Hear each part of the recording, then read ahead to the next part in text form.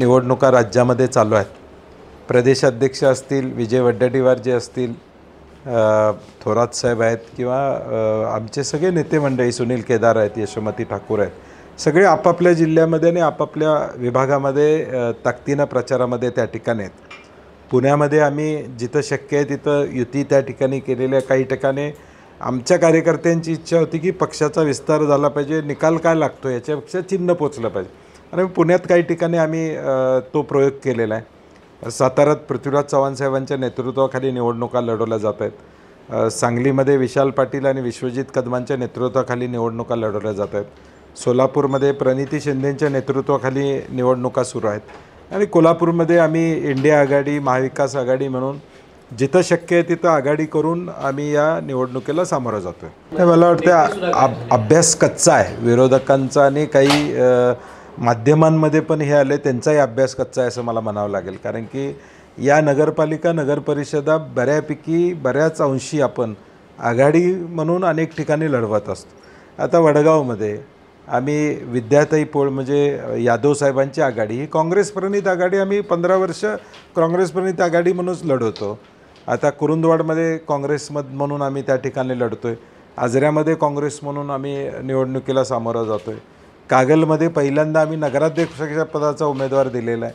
चिन्ह आम्ही पोचवते, ठीक आहे, यश अपयश हा भाग वेगळा आहे, परंतु तिथं चिन्ह पोचवते. पन्हाळ्यामध्ये आमचे काँग्रेस प्रणित आघाडीचे 2 बिनविरोध निवडून त्या ठिकाणी आलेले आहेत. आणि म्हणून मला वाटतं जिथं चंदगडमध्ये 6 उमेदवार काँग्रेस पक्षाचे आघाडीमधून त्या ठिकाणी उभे आहेत, आणि म्हणून हातकणंगल्यामध्ये पूर्ण आपण काँग्रेस म्हणून चिन्हावर त्या ठिकाणी उभारले. आणि म्हणून जे आरोप करतात, म्हणजे काही माध्यमांमध्ये देखील ही बातमी आली, त्यांनाही माझी विनंती आहे, थोडा अभ्यास करून बातम्या द्याव्यात. विरोधक बोलायला हरकत नाही, भाजपनं बोलायला काय हरकत नाही, परंतु माध्यमांमध्ये देखील किमान अभ्यास करणं गरजेचं आहे. कुठं चिन्हावर, मॅक्झिमम चिन्हावर आम्हीच उभारलो आहे कोल्हापूर जिल्ह्यामध्ये. नाही, महायुतीमध्ये सावळा गोंधळ चालला हे महाराष्ट्रातली जनता बघते. कारण की कोण म्हणते तिजोरीची चावी माझ्याकडे आहे, कोण म्हणते तिजोरीचा मालक मी आहे. जनता मालक आहे हे महायुती विसरलेलं आहे. जनतेच्या करातले पैसे हे देतात, हे घरातले पैसे देत नाहीत. जनतेच्या करातले पैसे देत आहेत. हे महायुतीतले मंत्री, मुख्यमंत्री, उपमुख्यमंत्री विसरलेले त्या ठिकाणी दिसत आहेत. आता दीपक केसरकर म्हणतात की माझ्याविरुद्ध कटकारस्थान रचलं जाते. आता राज्य तुमचं आहे, तुम्ही गृहमंत्री म्हणून काम केलेलं आहे, कटकारस्थान कोण रचतं आहे हे भावनिक बोलण्यापेक्षा त्याचा खुलासा करणं गरजेचं आहे की त्यांच्या जीवाला काय धोका आहे का, कटकारस्थान कोण करतं आहे हे त्यांनी जाहीरपणे सांगितलं पाहिजे. फक्त कटकारस्थान रचते म्हणून भावनिक काहीतरी मतं मिळवण्यासाठी प्रयत्न करणं संयुक्तिक नाही, आणि या तिघांच्यात आलबेल नाही हे एकंदरीत महाराष्ट्रातल्या लोकांना लक्षात आलेलं आहे. नवं काय भाजपनं आता उद्धव ठाकरे साहेबांचा विश्वासघात केला असेल तर हे तर फार किरकोळ आहेत, त्यांना बाजूला करायला वेळ लावणार नाहीत ते. आता ऑलरेडी भाजप बघतेच ना की कशा पद्धतीनं त्यांचं एकूण वागणं दोन्ही पक्षांच्या बरोबर चाललेलं आहे. तो त्यांचा भाग आहे, ते त्यांना कमी करणार हे जग जाहीर आहे. परंतु महाराष्ट्रातल्या जनतेला जे अपेक्षित महायुतीकडनं होतं ते झालेलं नाही. महाराष्ट्रातली जनता निराश आहे. मराठवाड्यातल्या नुकसान भरपाईचा विषय असू दे, बेरोजगारीचा विषय प्रामुख्याने या ठिकाणी असू दे, राज्यातला उद्योग हा दुसऱ्या राज्यांमध्ये त्या ठिकाणी चाललेला आहे, आमचा रोजगार कमी होत चाललेला आहे. ही सगळी आकडेवारी बघितल्यानंतर राज्य चुकीच्या दिशेला चालले हे आता लक्षात येतं. नाही, महायुतीमध्ये अस्वस्थता आहे हे आम्ही सांगण्याची गरज नाही, एवढी अस्वस्थता त्यांनी दाखवून दिलेली आहे. त्यांच्याच पक्षाच्या, तिन्ही पक्षाच्या लोकांनी वेगवेगळ्या माध्यमातून दाखवून दिलेलं आहे. म्हणजे एकनाथ शिंदे म्हणतात की आमच्या पक्षातलं कोण घेऊ नका, म्हणजे त्यांना साकडं घालावं लागतं भाजपला. म्हणजे त्यांची पक्षावर किती पकड आहे हे देखील त्याचं आत्मचिंतन त्यांनी केलं पाहिजे, की म्हणजे सांगावं लागतं की कुणी एकमेकाचं फोडू नका, म्हणजे तुमच्या पक्षातल्या लोकांच्यावर तुमचा कंट्रोल नाही आहे हे सिद्ध झालेलं आहे. नाही, मला वाटते आमचे तिथले आमदार हेमंत ओगले आणि ही सगळी मंडळी तिथं पोलीस स्टेशनला गेलेले आहेत, आणि याची चौकशी करावी नीट, नेमकं त्याच्या मागचं कारण काय, आणि थोडं कारण स्पष्ट झाल्यावर त्याच्यावर वक्तव्य करणं संयुक्तिक राहील. मला वाटतं निवडणूक आयोगानं डोळ्यावर पट्टी बांधली आहे का हा विषय इथं येतो आहे. निवडणूक आयोगानं सो मोठो याची दखल घेतली पाहिजे. तक्राराची वाट कशाला बघता, जर एखादा मंत्री लक्ष्मी येणार आहे म्हणजे पैशाचा आमिष दाखवतो म्हणत असेल, याचा अर्थ काय? याचा अर्थ सरळ आहे की या सगळ्या गोष्टी उघडपणे चालल्या आहेत. मग निवडणूक आयोग या सगळ्या गोष्टीकडे दुर्लक्ष करते का? आता मतदार यादीतला घोळ हा अख्ख्या महाराष्ट्रामध्ये निर्माण झालेला आहे. मग निवडणूक ह्या याद्या महापालिकेकडे, जिल्हा परिषद कोणाकडून आल्या? निवडणूक आयोगाकडून आल्या. मग निवडणूक आयोग हे कशा पद्धतीनं यंत्रणा राबवते? आता आमच्या माजी महापौर शोभाताई बोंद्रे, त्यांच्या घरातलं एक नाव, त्यांचे चिरंजीव इंद्रजित बोंद्रे हे दुसऱ्या वॉर्डात पडले. म्हणजे मागच्या वेळी ते त्या वॉर्डातनं निवडून आले, महापौर झाल्या, आणि परत ते दुसऱ्या वॉर्डात कसं जाऊ शकतं? म्हणजे आज अशी अवस्था मतदार यादीची झालेली आहे. म्हणजे लोकशाहीची थट्टा ही या महायुतीच्या काळामध्ये झालेली आहे. सरकारचं ही नामुष्की आहे. ज्या लोकशाहीचा आदर आम्ही जगभर करतो, प्रबळ लोकशाही म्हणून, तिथं मतदार यादी आम्ही आज करू शकत नाही 70 वर्षानंतर. याच्यासारखी शोकांतिका कुठली नाही. आणि म्हणून आमची निवडणूक आयोगाला मागणी आहे की मुदत वाढवून उद्याची 27 तारीख हरकतीची जिल्हा परिषदची, मला वाटते 28 का 29 आहे, त्या दोन्हीला मुदतवाढ द्यावी. हरकती येऊ देत नाही येऊ देत, त्यांच्याकडे सॉफ्टवेअर आहे, त्या सॉफ्टवेअरच्या माध्यमातून या याद्याची पडताळणी करून योग्य याद्या लोकांच्यापर्यंत पोचवायची जबाबदारी. आता ते म्हणतात राजकीय पक्षानं बघा, म्हणजे आम्ही बघायचं. मग तुम्ही कशासाठी पैसे घेता? निवडणूक आयोग राज्याकडनं पैसे घेता ना. निवडणूक निवडणुकाचं नियोजन करण्यासाठी तुम्ही पैसे घेता. तुम्हाला गव्हर्नमेंट पैसे देतं हे सगळे यंत्रणा राबवण्यासाठी, मानधन मिळतं तुम्हाला. मग तुमची जबाबदारी काय आहे का नाही? त्यामुळे निवडणूक आयोगानं भलेही थोडा वेळ लागला तरी चालेल. अनायशी सुप्रीम कोर्टात आता केस चालू आहे, त्यामुळे थोडा वेळ लागला तरी मुदतवाढ द्यावी अशी आमची अपेक्षा, आणि या याद्या व्यवस्थित करून त्यांनी द्याव्यात अशी आमची अपेक्षा. नाही, म्हणून तेच म्हणतो ना मी. मग आता सत्ताधारी पक्ष जर हे बोलत असेल, विरोधी पक्षही बोलत असतील, तर सत्ताधारी पक्ष दुतोंडी चेहऱ्यानं बोलतंय का? मग सत्ताधारी पक्षला जे हवं आहे ते त्यांनी केलेलं आहे, आणि मग आपणही बोलावं आणि एक वातावरण तयार करावं असा उद्देश त्याच्या पाठीमागचा आहे का? आता जर 2-2 हजार नावं एका वॉर्डातली दुसऱ्या वॉर्डात जात असतील तर ह्याच्यासारखं दुर्दैव. आणि मग विधानसभा होऊन किती दिवस झाले? वर्ष झालं. म्हणजे वर्षात तुमच्या याद्या फेरफार कशा होऊ शकतात? विधानसभेच्या याद्यात चूक आत्ता एवढी कशी घाले? एका घरातली 2 नावं एका घरातले 1 नाव वेगळ्या बाजूला दुसऱ्या वॉर्डात जातं, हे कसं शक्य आहे? आणि म्हणून हे माल प्रॅक्टिस निवडणूक आयोगाच्या एंडला, बॅकएंडमध्ये, आता निवडणूक आयोगानं देखील सांगितलं पाहिजे, तुमच्यावर एवढे आरोप होत असतील याद्या सुदोष नाही आहेत म्हणून, तर हे काम नेमकं कुठल्या माणसाला दिलं होतं हे निवडणूक आयोगानं जाहीर केलं पाहिजे. आम्हाला अधिकार आहे महाराष्ट्रातले नागरिक म्हणून की निवडणूक आयोगानं हे याद्या करण्याचं काम कुणाला दिलं होतं, कुठल्या कंपनीकडे दिलं होतं, काय इनहाऊस हे याद्याचं फीडिंग असेल, डाटा फीडिंग असेल, हे केलेलं आहे. जाहीर करावं निवडणूक आयोगानं की या कंपनीला आम्ही काम दिलं होतं, त्यांनी बरोबर केलेलं नाही, त्यांना आम्ही शोकॉस नोटीस काढतो. मी कळेल महाराष्ट्रातल्या जनतेला की निवडणूक आयोगाचं नेमकं बॅकएंडमध्ये काम हे कोण करते. नाही, मला वाटते आता 80,000 कोटीची बिलं थकलेली आहेत हे परवा देखील जाहीर झालेलं आहे. नागपूरचं अधिवेशन होईल का नाही ही शंका निर्माण झाली आहे, कारण की नागपूरची कामं तिथली अपूर्ण आहेत असं कॉन्ट्रॅक्टरने सांगितलेलं आहे. म्हणजे तुम्ही जे वैज्ञानिकदृष्ट्या अधिवेशन घेणं गरजेचं आहे, त्या अधिवेशन घेण्याची सक्षमतासुद्धा या सरकारमध्ये राहिलेली नाही, तेवढीसुद्धा आर्थिक ताकद राहिलेली नाही. आणि म्हणून खोटी आश्वासनं द्यायचा हा प्रयत्न या ठिकाणी चालू आहे. मला वाटते पहिले महाराष्ट्रातले खड्डे भरा, मग गावठाण, सातबारा आणि दुबई हे लई फार लांब आहे. निदान खड्डे तरी महाराष्ट्रातल्या लोकांचे भरा. नाही, आम्ही आता जिल्ह्यातले आमच्या स्तरावर या ठिकाणी प्रचार करतो आहे. प्रत्येकानं विभाग वाटून घेतलेले आहेत. पश्चिम महाराष्ट्रामध्ये आम्ही असेल, विश्वजित कदम असतील, विशाल पाटील असतील, प्रणिती शिंदे असतील, पृथ्वीराज चव्हाणसाहेब कराडमध्ये बसून आहेत. आम्ही आमचे विभाग या ठिकाणी वाटून घेतलेले आहेत.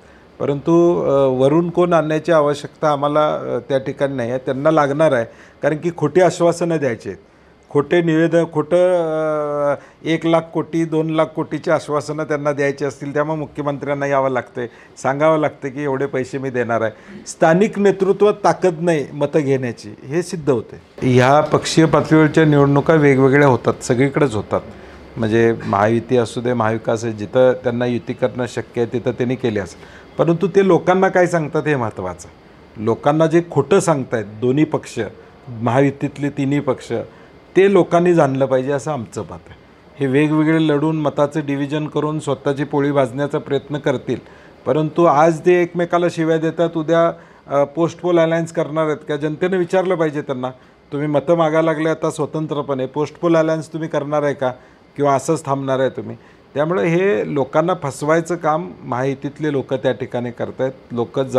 आता लोकांना जाणीव त्याची झालेली आहे आणि निश्चितपणे जिथं जिथं महाविकास आघाडीचे उमेदवार आहेत तिथं आम्हाला यश येईल. आता तिथल्या कार्यकर्त्यांनी आता विचार करायचा आहे. कार्यकर्ते वाऱ्यावर सोडून एकत्र आलेले आहेत ते. नाही, मग तेच ज्या कार्यकर्त्यांनी दोघांच्या निवडणुकीमध्ये ताकदीनं या ठिकाणी एकमेकाच्या विरुद्ध प्रचार केला, आता त्यांनी विचार करावा. आम्ही काँग्रेसचा उमेदवार कागलमध्ये दिलेला आहे नगराध्यक्षपदाचा, लोकांनी क्रांती करून काँग्रेसच्या उमेदवाराला निवडून द्यावं. नाही, मला वाटते त्याची जाहीर आता आम्ही त्याच्यावर बोलण्यापेक्षा वरिष्ठ स्तरावर त्याची चर्चा होईल आणि योग्य तो निर्णय आमच्या पक्षाच्या वतीनं जाहीर केला जाईल. अजून वेळ आहे त्याला. मुंबई महापालिकेच्या निवडणुकीची रणधुमाळी अजून वेळ आहे. उद्या सुप्रीम कोर्टात काय होते त्याच्यावर अवलंबून आहे. त्यामुळे आजपासून त्याच्यावर चर्चा करण्यापेक्षा प्रत्येक पक्ष आपापला पक्ष वाढवण्याचा प्रयत्न करतो आहे आणि म्हणून या आघाडी संदर्भात थोडं वेळ जाईल. या सगळ्या गोष्टीची चर्चा होईल आणि एकंदरीत त्याच्यावर निर्णय आमचा वरिष्ठ पातळीवर आम्ही सगळे मिळून त्या ठिकाणी घेऊ. नाही, म्हणून मी म्हणतो की ह्याच्यावर जाहीर बोलण्यापेक्षा आम्ही आमचं ॲनालिसिस करू. पक्ष म्हणून आमची ॲनालिसिस होईल की बाबा काय होईल. आता विधानसभेला सगळ्यांनी सांगितलं होतं महाविकास आघाडी येणार म्हणून. त्या सगळ्या अभ्यासकांनी आकडे वेगवेगळे दिले होते. त्यामुळे आता त्यांचा अवमान न करता त्यांचाही अंदाज घेऊन उद्याच्या भविष्यकाळात काय घडेल नेमकं त्याचा नीट अभ्यास आम्ही निश्चितपणे या ठिकाणी, कारण शेवटी या निवडणुका कधी लागणार याच्यावर बरंचसं अवलंबून आहे. या मुंबई महापालिकेच्या निवडणुका एप्रिल मेमध्ये लागणार का, सुट्ट्यात लागणार का त्याच्या आधी लागणार, ह्याच्यावर बरेचशी गणितं अवलंबून आहे. तेव्हा मुंबईची डेमोग्राफी वेगळी आहे, मुंबईची सायकॉलॉजी मतदारांची वेगळी आहे आणि म्हणून त्याचा एकंदरीत काँग्रेस पक्षानं तिथं अनेक वर्ष महापालिकेत सत्ता मिळवलेली आहे. अनेक वर्ष महापालिकेत विरोधी पक्ष म्हणून देखील ताकदीनं काँग्रेस पक्ष मुंबईमध्ये राहिलेला आहे आणि मुंबईतले लोक एकत्र बसून याच्यावर निर्णय घेतील की नेमकं कुठल्या दिशेनं जायचं आणि तो जो निर्णय घेतील तो आम्हाला बाकीच्या वरिष्ठ नेत्यांना मान्य असेल. कागलला आपला नगराध्यक्षपदाचा उमेदवार आहे, याच्या प्रचारासाठी आपण जाणार का? नाही, जाणार की जाणार. विधानसभेला आपण गेला नाही म्हणून टीका झाली. नाही, जाणार. वैद्यकीय शिक्षण मंत्री हसन मुश्रीफांनी एक अजब सल्ला दिलेला आहे. ते म्हणतात की म्हातारी कोतारे सोडू नका, ज्यांना कमी दिसते त्यांना सोडू नका, त्याला एकत्र राहणे त्यांचं मतदान तुम्हीच करा. अशा पद्धतीचा सल्ला त्यांनी मतदारांना दिलेला आहे. मला वाटतं त्याचं उत्तर त्यांच्याकडनं घेणं गरजेचं आहे. मला वाटतं की कशा पद्धतीने मी म्हणतो काय, सत्तेतल्या सगळ्या एकूण लोकांची वक्तव्य बघितली तर कसंही करून मतदान मिळवा. म्हणजे गुलाबराव पाटील म्हणतात लक्ष्मी 1 तारखेला येणार आहे, म्हणजे कसंही करून तिथं दीपक केसरकर वेगळं त्या ठिकाणी बोलत आहेत. सिंधुदुर्गमध्ये तर भाजप शिवसेनात एवढी मोठी भांडणं आपल्याला पाहायला मिळतात.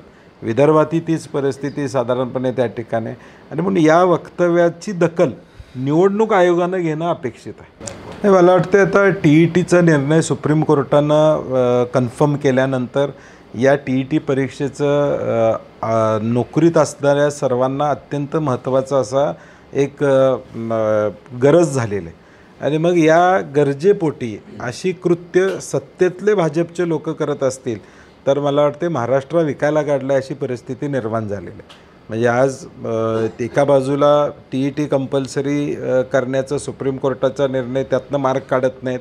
दुसऱ्या बाजूला बसणाऱ्यांना या ठिकाणी पेपर भाजपचेच लोक, जर तुम्ही म्हणताय भाजपचा उपाध्यक्ष आहे, मी माहिती घेतलेली नाही, तुमच्या माहितीकडून मी जे गृहीत धरतो तर त्याच्यावर गुन्हा दाखल झाला पाहिजे, त्याच्यावर कारवाई व्हायला पाहिजे आणि योग्य ती भूमिका शासनाने घ्यावी. दोन विषय आहेत. पेपर कशा पद्धतीनं फुटले त्याचा अभ्यास केला पाहिजे आणि जी यंत्रणा आहे पेपर तयार करणारी ती व्यवस्थित नाही आहे, याच्यातून या ठिकाणी सिद्ध होतं आणि म्हणून शासनानं त्यामध्ये या गोष्टीची दखल घेऊन उपाययोजना करणं गरजेचं आहे, जेणेकरून हे पेपर उद्याच्या भविष्यात फुटले नाहीत आणि ज्यांनी फोडलेत त्यांच्यावर अशी कडक कारवाई केली पाहिजे की उद्या कोणाचं धाडस होणार नाही. आज आम्ही आता आजरा असू दे, हातकणंगले असू दे, शिरोळ असू दे, जयसिंगपूर असू दे, कुरुंदवाड असू दे, वडगाव असेल, आम्ही चंदगडमध्ये काही लोक त्या ठिकाणी उभे केलेले आहेत आणि म्हणून या सगळ्याच ठिकाणी आम्ही ताकदीनं त्या ठिकाणी उतरणार आहोत आणि आमचे जास्तीत जास्त निवडून नगराध्यक्ष आले पाहिजे तर आमचा प्रयत्न राहणार आहे. म्हणजे ती माहिती तरी एक आहे का त्यांची, म्हणजे कुठली महायुती त्यांनी त्याचा खुलासा, भाजप कुठं लढलेला आहे, 4 ठिकाणी हा भाजप आहे, तेच 4 ठिकाणी म्हणजे ताराराणी आहे. हा मग तेच म्हणजे कुठली माहिती हे ठीक आहे बोलायला हरकत नाही, बोलले तरी आमची बलस्थान आहेत, तिथं आम्ही ताकदीनं लढणार आहोत आणि निकाल लागल्यावर स्पष्ट होईल की या जिल्ह्यातली जनता कुणाच्या बाजूने आहे. नाही मगाशी आम्ही म्हटलं तसं सरकारचं आहे त्या रस्त्यांवर दुर्लक्ष आहे ते खड्डे भरता येत नाही. दुसऱ्या बाजूला शक्तीपीठचा 86,000 कोटीचा प्रकल्प आहे, हेलिकॉप्टरमधनं बावनकुळे सातबारे मोफत देतो म्हणून त्या सांगतात. मला वाटतं आता हेलिकॉप्टरमधनं सातबारे टाकणार आहेत का माहीत नाही आम्हाला. आता तेवढंच राहिले म्हणजे लोकांनी खाली बघायचं आणि वरनं सातबारे पडतायत आमचे. आता तेवढं करा म्हणजे झालं म्हणा, म्हणजे विषयच संपला म्हणा.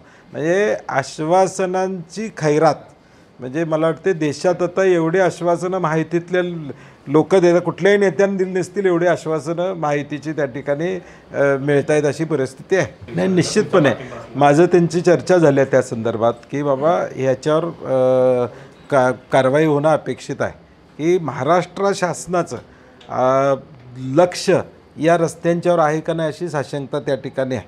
म्हणजे आज सातारा टू पुण्याचा रस्ता हा अंबानींच्याकडे होता, तो त्यांनी ऑलरेडी विकला आहे दुसऱ्या कंपनीला. म्हणजे ऑलरेडी 2,000 कोटीला तो रस्ता दुसऱ्या कंपनी, आता ती दुसरी कंपनी तो रस्ता करणार आहे. म्हणजे ज्या कंपनीनं कॉन्ट्रॅक्ट घेतलं त्याने ऑलरेडी त्याचं मॉनिटाईज करून त्याच्यातनं पैसे उचलले, म्हणजे ते बाजूला गेले. आता मग शासनाचं यामध्ये लक्ष आहे का नाही. आणि मुळातच की हे सगळे प्रकल्प आहे हे फक्त मलिदा खाण्यासाठी आहेत, लोकांच्या सेवेसाठी नाहीत. हे पुणे कोल्हापूर हायवेवरून या ठिकाणी लक्षात निश्चितपणे येतं.